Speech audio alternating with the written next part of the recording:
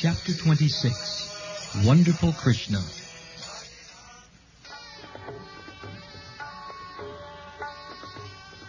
Without understanding the intricacies of Krishna, the Supreme Personality of Godhead, and without knowing his uncommon spiritual opulences, the innocent cowherd boys and men of Vrindavan began to discuss the wonderful activities of Krishna, which surpass the activities of all men. One of them said, "My dear friends, considering his wonderful activities, how is it possible that such an uncommon boy would come and live with us in Vrindavan? It is really not possible. Just imagine, he is now only 7 years old. How is it possible for him to lift Govardhan Hill in one hand and hold it up, just as the king of elephants holds a lotus flower? To lift a lotus flower is a most insignificant thing for an elephant. And similarly, Krishna lifted Govardhan Hill without exertion. When he was simply a small baby and could not even see properly, he killed the great demon Putana. While sucking her breast, he also sucked out her life air. Krishna killed Putana demon exactly as eternal time kills a living creature in due course."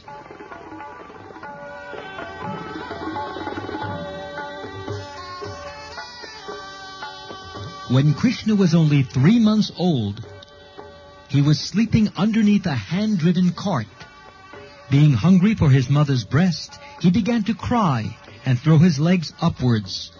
And from the kicking of his small feet, the cart immediately broke apart and fell to pieces.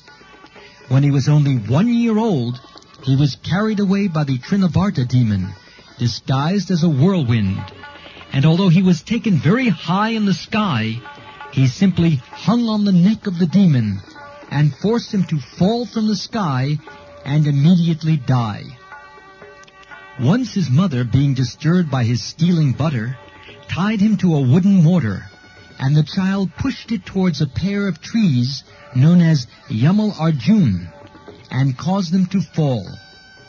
Once when he was engaged in tending the calves in the forest, along with his elder brother Balaram, a demon named Bakasura appeared, and Krishna at once bifurcated the demon's beaks.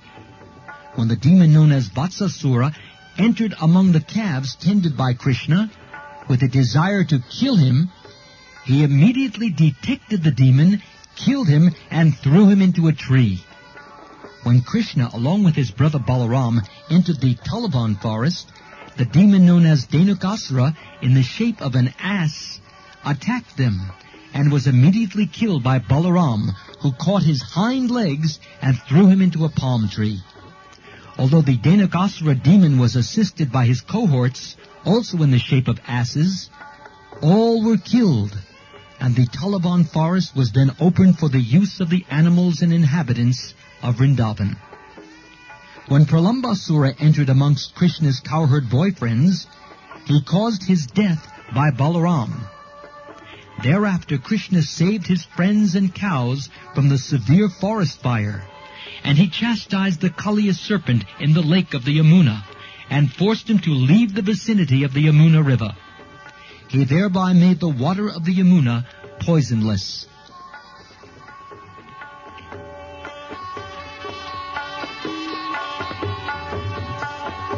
Another one of the friends of Nanda Maharaj said, "My dear Nanda, we do not know why we are so attracted by your son Krishna.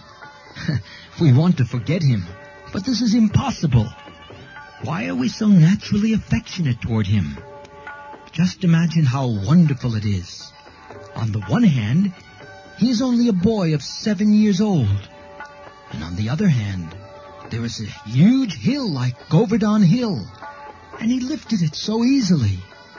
Oh, Nanda Maharaj, we are now in great doubt. Your son Krishna must be one of the demigods. He is not at all an ordinary boy. Maybe he is the Supreme Personality of Godhead."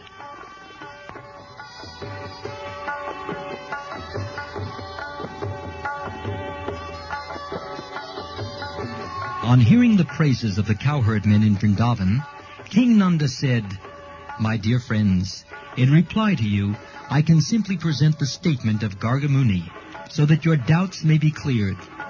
When he came to perform the name-giving ceremony, he said that this boy descends in different periods of time, in different colors, and that this time he has appeared in Vrindavan in a blackish color and is known as Krishna.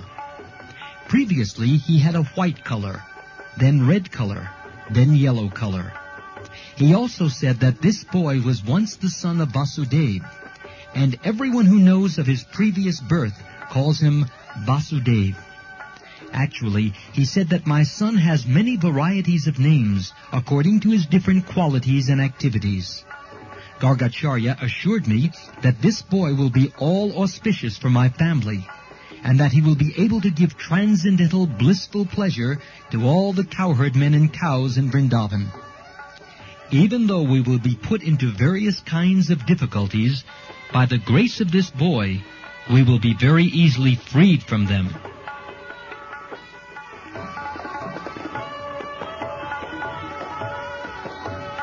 He also said that formerly this boy saved the world from an unregulated condition, and he saved all honest men from the hands of the dishonest. He also said that any fortunate man who becomes attached to this boy, Krishna, is never vanquished or defeated by his enemy. On the whole, he is exactly like Lord Vishnu, who always takes the side of the demigods, who are consequently never defeated by the demons. Gargacharya thus concluded that my child will grow to be exactly like Vishnu in transcendental beauty, qualification, activities, influence, and opulence, and so we should not be very astonished by his wonderful activities. After telling me this, Gargacharya returned home, and since then we have been continually seeing the wonderful activities of this child. According to the version of Gargacharya, I consider that he must be Narayan himself, or maybe a plenary portion of Narayan.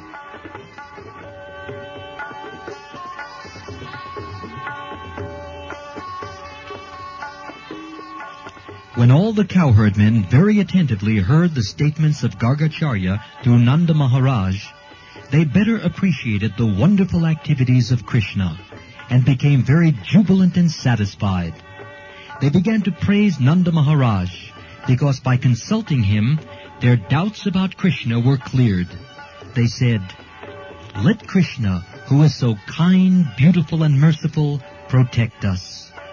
When angry Indra sent torrents of rain, accompanied by showers of ice blocks and high wind, he immediately took compassion upon us and saved us and our families, cows, and valuable possessions by picking up the Govardhan hill, just as a child picks up a mushroom.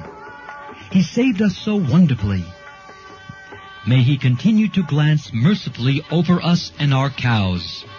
May we live peacefully under the protection of wonderful Krishna. Thus ends the Bhaktivedanta purport of the 26th chapter of Krishna, Wonderful Krishna.